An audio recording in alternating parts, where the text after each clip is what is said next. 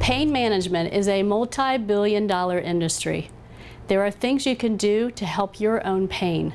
Many people come to me with pain issues and they're tired of taking pain medications that actually can become quite addictive. I want to show you things you can do for yourself that actually can help with your own pain.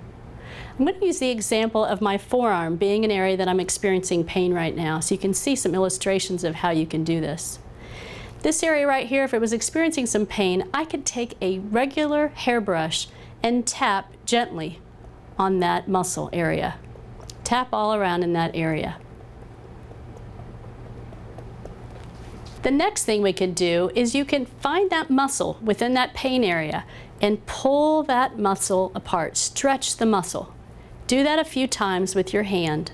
Pull that muscle, stretch it, and last but not least, one time, gently pinch the center of that muscle.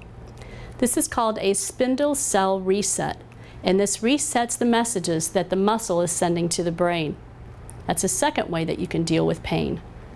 A third way is that you could use this area again, take the hand, place it about 2 or 3 inches above the pain area, and go in a counterclockwise direction. Pain typically means there's too much energy in that location. And by going in a counterclockwise direction, you're actually pulling the pain out from that area. Every now and then you can shake that hand off because it's been collecting that excess energy. Again, go in counterclockwise direction. Managing your own pain is a great thing to do for yourself. Do this anytime you're experiencing pain. Stay away from those pain medications. Don't get hooked on those. Take care of yourself.